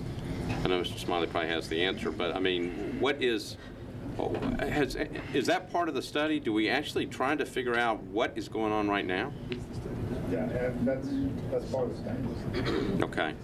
But do we have any idea right now what it's like? I don't really know that answer, but I do know that when we've gone to the state fair, my husband and I, we've had to park outside the fairgrounds lots, pay $5 to $10 to $15 to park, and we're parking on a hill like this. And I'm going to be honest, I'm surprised the car hadn't rolled down the hill. To be frankly honest, I don't mean that mean, but it's the truth. So we don't have enough parking now. And you're talking about bringing all this other stuff in, and I know this is way off subject, I'm sorry. If you have a race and you have an MLS game, what if we do have a flea market that weekend? I mean, you can't do all of it at the same time. And I know everybody's saying, oh, they're going to give into this date. Are they really? And then you're talking about putting housing up there. And people, I don't want people parking in my yard if I lived up there. I wouldn't want somebody parking in my spot. So you got that. They've got visitors coming in to visit them for their nightly dinners or whatever. You don't have room for everything you want to put on this property, guys. Okay. Come on. I'm trying to figure out what we have. There's not. It kind of goes back to Council Lady Vercher's question, and that is that uncertainty. I mean, in terms of the number of parking spots, at least now you can. I mean, you should be able to count what you've got, and then if there's a proposed plan, you should be able to see how many more are coming. But my question goes back, and maybe this is going to show up as part of the study. We have lots of events that go on, obviously, at the fairgrounds. The question is, for a given event, how many spaces do we need for those events? Yeah. I can answer that, Councilman Schulman. We do an extensive parking plan per event, because sometimes it may be an event that the racetrack the racetrack's not being used. We may use the racetrack, or just like yesterday, we had the event on the racetrack, so we used every available spot. How we got 6,000 cars on there, I don't know, but every event is different. If it's a flea market, we have to do different because it's set up differently. So those spots that may be used for a flea market may not, well, the spots that we would use if it wasn't a flea market, we couldn't use for a flea market, of course. So there are spaces on there. We have, Lord, used the number 4,500 spaces, and if it matters what event it is for us to be able to get that in there. So it's different numbers per event, how we'll be able to use that space. And once we get the parks piece completed, that'll be an additional number of spaces that we'll be able to use. Okay, I'm still just trying to figure out if somebody can eventually tell us what, basically, I know you can't do it, you know, it's like I'm going to need 4,719 spaces for a particular event, but basically how many you need. So I know everybody's got their hands up. What do you want to do? Shane? If you look at the photograph that a lot of you have before you, this is the last flea market. This is after the rain shower. If you look here in this area, down in the bottom left, you'll see where cars were parked in rows. Some of them left after the rain shower. Currently, if we have 4,500 spots with Fair Park available, if you take 24 acres away for Phase 2 of Fair Park that we will not be allowed to park on, if you take 10 acres of mixed use, 8 acres for the stadium, and 1,800 parking spots away that will be required for the apartments, as well as any parking that's going to be required for the mixed-use development and for the 200-seat hotel or 200-room hotel, I don't see how we increase the amount of parking spots available. The reality is, if you look at the back side of that map, everything in yellow under the current plan, everything is gone through. From Fair Park Phase 2, if it goes through, the mixed-use development and the soccer stadium goes through, everything in yellow is under the control of another property besides the fairgrounds. So therefore, what you have is you have the speedway area and you have this area down here that's available for the fairgrounds that is the main parking area. And in this area, you still have to have all the new buildings that are being proposed for the fairgrounds. So I fail to see how when you remove that much land and acreage away, how you end up with more parking spots. It just can't, it's not feasible. Thank you, Mr. Smith. Thank you. All right, just... I'm still on council members up here. Okay. So I know I actually had a question for Dr. Dickerson, and it had to do with the creek. You mentioned that, and that's a whole nother area. You mentioned that was a concern, but you also wanted to talk about parking, too. Can you mention, I know that there's concern about the flooding. At least 25 acres, at least, is taken by creek and creek protection. So you've got to deduct from the 117 acres. You can't count that 25 plus acres. That 25 acres would be great parking if the creek could be dealt with. I believe that if they set aside $25 million and relocate the creek, then your problem will be solved as far as space for parking, space to expand, whatever you need to expand. But as long as you've got all that acreage going, it may be more than 25 acres, but I've heard 25, then you're going to continue. I've heard the same problem for over 50 years. The creek, the creek, the creek. And you've got to deal with the creek. Nobody wants to deal with it, but something can be done to relocate it, even with federal guidelines. All right, and with that, let me interject. Mr. Honeysucker, yes, sir. Do you want to address a little bit of that? Yes, on the creek. Okay, sorry. On the creek, There has been extensive study done with that. We have to also take into consideration floodways and floodplains, okay? That has to be taken in consideration. Either way, however you look at it, it's there. To go in and look at, you get into different rules, federal regulations when you're talking about relocating a creek that has natural habitat that could possibly be living in that. That's why we're doing flood mitigation, different things like that. It's been an ongoing problem, okay? So that part is true. But that's something that we have to look at when you do the master plan to know that it's there. Either we have to build with the, even with the buffer zones and different things like that, we have to take all that into consideration when you are building that. So, one last question, if that's okay. And this goes to Director Womack. Is there a, do you keep a running schedule for the year of everything that goes on at the fairgrounds? Do you all actually, I mean, is there something you can print out and give to the council that says, on this particular day we had these 3 events, and on this particular day we just had one, and yes, sir. For some reason this day we had nothing going on? If you could get that to us so we can actually kind of see how it all functions, that'd be great. Okay. If I could, just to talk about the creek a little bit, you know, traditionally there was a lot of structures at the fairgrounds and a lot of impervious pavement and structures that were built in the floodway.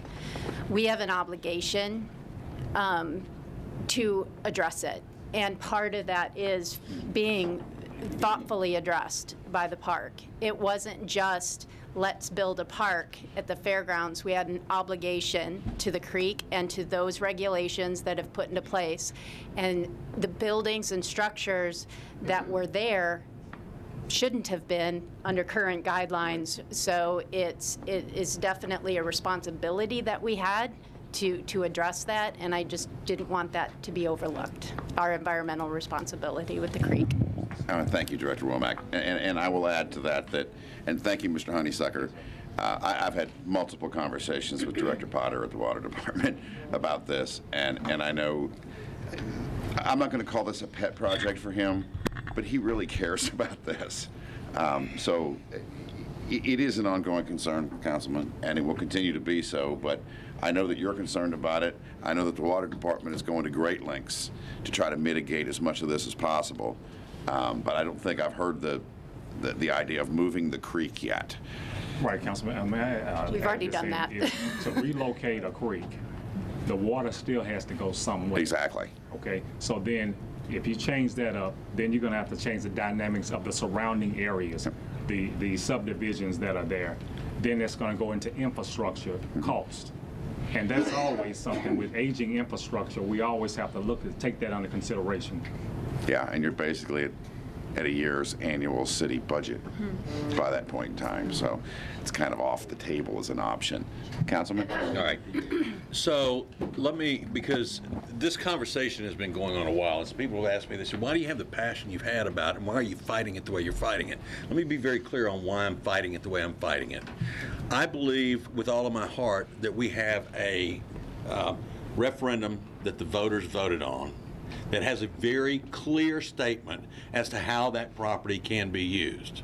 Now, let me tell you, I don't go to soccer, I don't go to baseball games, I don't go to football games. I like them all. I prefer to watch them on television. That's what I like. But, so, if we want to do it, that's fine. And the major problem, and I'm going to get into my questions here in just a second. The major problem I have is that if it was any other piece of property in the city, we wouldn't have to be having the extensive conversation we're having about this 117 acres in the city, because it had a specific referendum about its uses and what it could be used for. So that being said, I was sitting up here looking at stuff. If we have approximately 4,500 spaces for parking right now, Mr. Johns, I don't want to quote you, but I believe you were the gentleman who told me it takes 1 acre per 120 cars. Roundabout. Okay, so that would be roughly 37.5 acres. Does that sound about right for the 4,500, give or take? Because I just took 4,500 divided by the 120.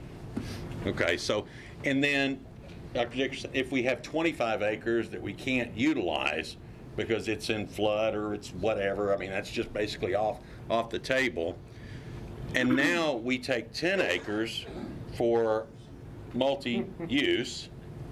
When you start looking at all of these things, one of the problems I've had from the very beginning on this as well is you come to the council, and you guys, by the way, thank you so much for reminding us the council gave money a year ago, because y'all are good at telling us that.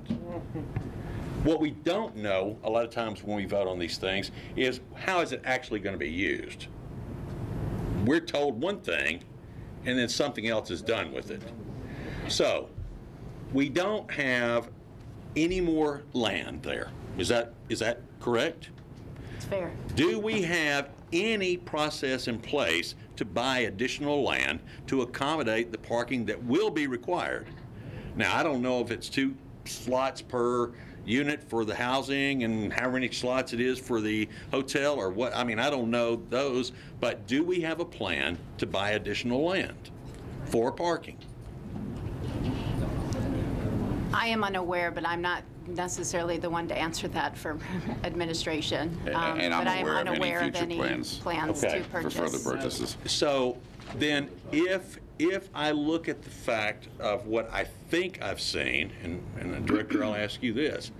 You're proposing moving the existing buildings down the hill because it's a better location, is what you told the council a few months ago. And it's going to be as large, under roof will be as large as what's there now today. So we're not going to gain any additional space there for parking, right? Right. Okay. So if we now take a soccer stadium, how many acres will that accommodate? Or how many acres is needed for that? My understanding is around 8. Is that about right? About 80 acres? Okay, so then if I look at 8 acres for the soccer stadium, and then I look at 10 acres that's proposed for mixed-use development, that's 18 acres that there are no buildings on right now. Well, actually there are, because now we're talking about tearing down the existing buildings, giving that 10 acres, what I can consider to be prime acreage, to for development, and then moving the buildings. So we're not gaining any space for parking, but yet everything that I've heard. And Tony, I'm going to ask this question. When I was there, I went to one of your events a few weeks ago. Was there a flea market that same weekend? Yes. Yes. Could not find a parking space that weekend. Yep. So, I mean, this is a great concern to me. My final question, and I've got 2 final questions. I've asked repeatedly to have the study where MLS came in and said, this is where we have to be. I have yet to see that study. Maybe other council members have. I haven't. All right? So I really would like to have seen that, especially since it seems to be the only place that we can put this. I find it humorous that its proximity to downtown is better than Metro Center is, but hey, whatever. And then the other thing, I was under the impression the study had been done on the traffic. I was under the impression it's like a 1,300-page report. Is that not completed at this point on the traffic and study and parking for what's being thought about or proposed for here? No, sir, it's not completed. Okay. I'd been led to believe that it was, so, okay. So I don't know for a fact. That's why I think we're doing this. Well, and I think where maybe you are hearing that there was an initial study done by KCI that was in draft form. Then Kimley Horn came in and they did a first amendment to that study to add to it the mixed-use component and what that impact would be. And then the third component of that study that's underway now is going to take into consideration the soccer stadium. So there's phases of it that are complete, but the entire report is not complete. All right, and Chair, it's my understanding that, and I think you said this, that the Sports Authority is going to start voting on this stuff next week. Is that right? So we're just moving right along, regardless of what the council says or anything else. We're just trucking along. Is that what I understand? Yes, the Sports Authority will vote next week, and I think that is part of the package. I think that had to come before you all. I think required as one of the conditions. Has any of the land been surplused yet? Has any of the land been surplused yet? Yes. Because that would also be another metro condition. Oh, I don't know. I don't know. All right. See, I don't think it has. And so with that, I think we just have too many unanswered questions. Parking is actually the simplest piece of this. But to just actually sit there and go, well, gosh, if you're going to take away 18 acres, and you can't accommodate the parking right now, how do you accommodate it when you add all this other stuff? So that part, to me, doesn't work. The thing that I dislike most about this is how we talk about how we've done all this work and all these things, but yet we can't get questions to very simple questions. Answers to very simple questions, excuse me. Yeah. We keep asking, and it's like everything else we get in the council chambers, it gets kicked down the road. Oh, we're going to get that for you, and we never see it. So for me, I mean, it's not that I don't want to support it. I can't support it because we're talking about spending $4 million additional out of operational expense right now to accommodate this that we don't have, that money we don't have. We're talking about additional expenses here of money we don't have, but yet we're just moving right along like everything's rosy around town, and it's not. So I would hope, Chair, that this process will slow down until we can get actual answers and understand what is the actual cost to the taxpayers, and if the charter is being violated, then why is it that an organization has to absorb the cost to take the city or whoever to court on that? Why don't we have that built in here? Because we clearly don't have a very good, I mean, we have conflicting newspaper articles from the last couple of years from the same attorney that has conflicting statements that are made. So I don't think we've got a very clear picture on the charter referendum and exactly what we can do with the land. We sit up here and say, oh, we can do this and we can do that. I don't think we can do a number of things that we think we can. Thank you, Councilman. Council Lady? Thank you. And I want to thank the chair for bringing this particular group of people together. I've heard lots of this stuff through different emails and stuff, but it's been very helpful to have everybody in the same room and to hear the very specific needs that need to be addressed as we make this, momentous decision. It's a huge decision for the city, and I think it's important for us to have a very detailed and honest and maybe sometimes hard conversation. What I heard from the very helpful comments from the different groups that spoke, obviously parking is a big question. We've talked about that one a lot. Scheduling is a big question. We've talked about that one some. The location of the mixed use seems to be as much of an issue as the existence of it.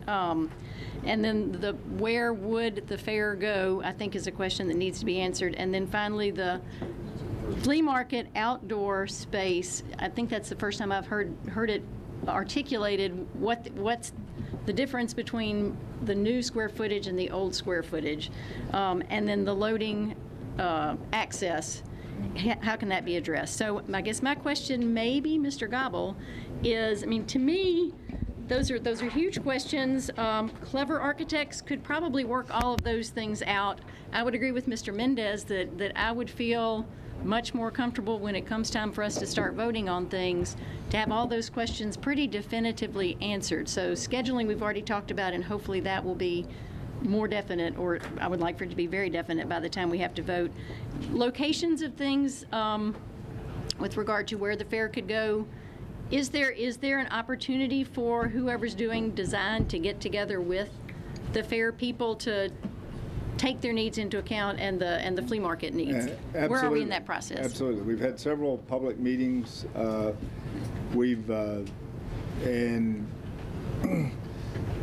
I think you've attended a few. And we've got a lot of comments from the neighborhood. We've got a lot of comments from the various constituencies out here. The fair park, I mean, the state fair really hasn't been that vocal, but we do have that on the list. We've been talking about setting that up and having a conversation with them and seeing how we can adapt it. Right now, we're moving a lot of pieces and parts around to accommodate that. I think we've got the major functions located in general, which you've seen, but you know, there's still room to move things and adapt. There are some open spaces that's been identified for for the flea market on especially the large weekends that they have. We need to work through a little bit more of the details about how that's going to be facilitated. So that process is still going. Hopefully we'll have some more ways to explain that to you as we ramp up to you guys making the decision. Our job right now is to do the due diligence so you can make an intelligent decision about how well we can solve these issues. So. Thank you. I mean, I would just say I think when it comes time to vote, I'll feel much more comfortable. I mean, I've sat through hours of people who were so excited about this possibility coming to Nashville, and this seems to be the location that we're working towards, and I'd love to see it work, but I've got to be comfortable that these questions are being pretty well answered in a detailed fashion by the time we have that vote. So I'm encouraged to hear that the discussions are still going on. Absolutely. And that I'll say it again, those 6 things: parking, outdoor space and loading for the flea market, scheduling, location of the mixed use, the fair location, and then finally the uncertainty has come up several times. And I would say the uncertainty has probably been created more by the process than necessarily by the MLS decision to move there. I don't feel like the MLS said we're moving and we're wiping everybody out. My understanding is the statement has always been, we think we can make this work. I think people are working on that. I need to see how you're going to make it work. And with regard to the referendum, stating very specifically that all the existing needs need to stay there, that's clearly a key component, and we need to work out the arrangements so that they can stay there in full and beneficial operation, not in a way that's impaired by this new addition to the site. But I'm hopeful we can make a new addition to the site. It will be complicated, clearly, but in a way that addresses all the needs that have been expressed here. And I appreciate people being so specific about what they need. Thank you. Thank you, Council Lady. One of the other pieces that we're going to be putting into place is a user advisory committee, and this would be a group of probably 10, 12 individuals from representing different stakeholders, users, neighbors, soccer, everybody.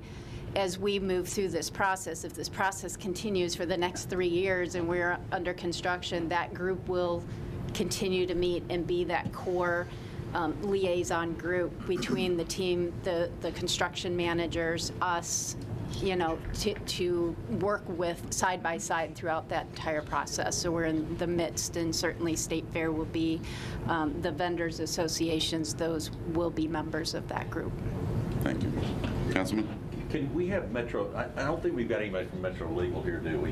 We don't. They were invited, but they weren't. Okay. Well, then, Joseph, please take this question back to Metro Legal. Sure. It's my understanding, in listening to everyone here, the number one thing that property is set up for is the State Fair annually. So if that's the number one thing, and it just caught me off guard when you said they haven't spoken up really that much about it, I don't think it's their responsibility to speak up about it. Exactly. That should be our responsibility to realize that's our responsibility. Hear, hear. So anyway, thank you, Chair. Pardon? Please. Sure. Thank you. We're reaching the 2-hour mark. I don't know how much longer you plan to go. I'm going to try to nix this as fast as we can. Heard all the comments and questions. I just want to again thank you for letting us be here, Mr. Chair. Just a couple of things, real briefly.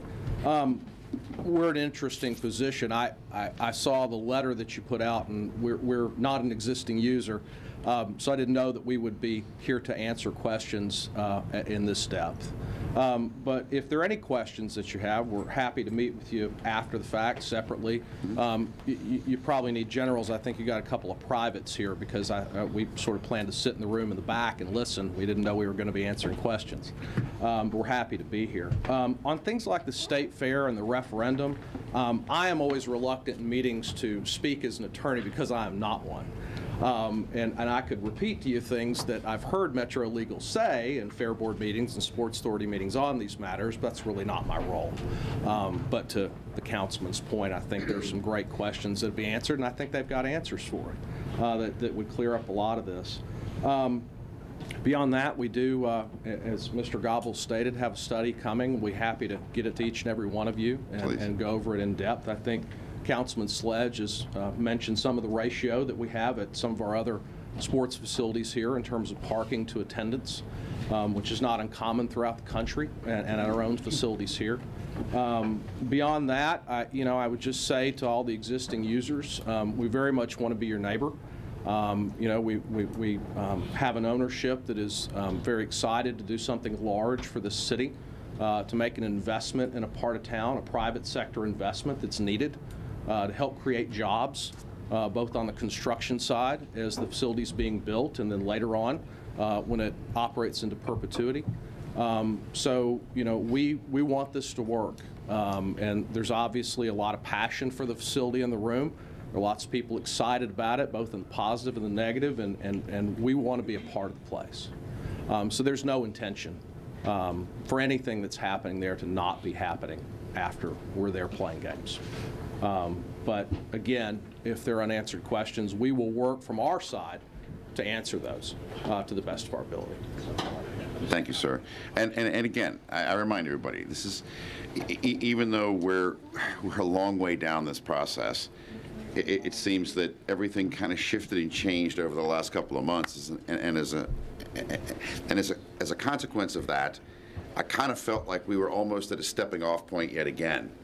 So before we all go stepping off uninformed and not knowing one another, that's why the committee called this meeting, so we could all sit down and actually have a legitimate conversation about everyone's needs. Now, since we are at over the top of the hour, sir, I know you've had your hand up for an hour and a half. I'm going to allow two comments here. You're one of them. Okay. I think you, sir, if I'm hearing you correctly, you have been involved in other type venues of this type, size, and so forth. It's pretty easy to understand about parking. To answer your question, sir, you can figure 2.8 people per car attending an event. That's what shopping centers are produced at. That's a national number. Industry standard. I'm not real good at math. I think that's 11,423 cars. Okay? Does that answer your question, ma'am? Actually, it doesn't, but I don't want to be confrontational. I understand. It really doesn't. I'm trying to point out something that it's very simple to see that we are basically creating a blivet. We're trying to stuff 40 pounds of poo in a 5-pound bag at the fairgrounds. It doesn't work. Okay? No one in this room is against soccer. And I ask in this room, is there anyone in here, I mean, Motel 6 in this city on a Friday night is $200. Okay? I dare venture to say that this hotel will be under $400 a night. Now, I ask anyone in here, do you want to pay $400 a night for that hotel, that you're coming to our fine city, but you have no idea that there's 32,000 soccer fans screaming?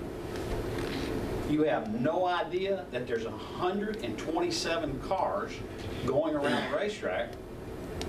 You think you're going to come back to this city from a tourist standpoint? Probably not. And Melissa, thank you for being Vanna White tonight. You get the last say in this. Thank you. I just have one question that I haven't heard an answer for tonight. We've talked about the charter, we've talked about the existing uses, and welcome another existing use.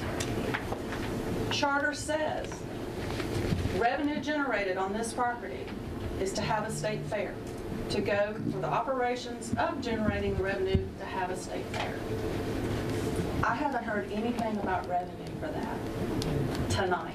And that's a big question. That's what the people in 2011 voted for. They wanted to keep the fair, the existing uses. I like soccer, I like all sports. I'm kind of a tomboy to that, but I have not heard anything about any of this plan, any of the proposals. What revenue is going to go to have a good state fair when we're sitting here cannibalizing the fact that they can't even be on the property? And all I'm hearing is it's going here, it's going there. Where's it going to go for us to have a state fair? That's all I wanted to. And on that note, that is meeting number 2. Which will deal with the financing and fiscal structures of this entire process. Now that we have a likes and a dislikes page, we will put all this into language that actually everybody can read and disseminate it amongst all of you. I would welcome you to email this committee on your thoughts after the fact, after we've analyzed all this. Tell us what you think. Tell us what you feel. Tell us what works. Tell us what doesn't. We're going to expect it. We will be having a secondary meeting on this exact subject within the next month on the financial structures of all this. Quick question for you. Did I read in the paper today that they're expecting the council to vote on all of this and be done by the first meeting in September? That would be very difficult considering we have 0 legislation in front of us at the moment. The timeline for legislation that was put forward in the meetings this week are the legislation would be the 2 meetings in August and third reading the 4th of September. So that means, and I'm just going to announce that publicly. Okay. Did you say you were going to put those likes and dislikes in writing and send them to us? Is that correct? Absolutely. I'm going to send them to everybody in the room. He's not going to. Melissa's going to. Melissa's going to. And Rosie's going to. And with that, ladies and gentlemen, thank you very much for your time and your attention. We are adjourned.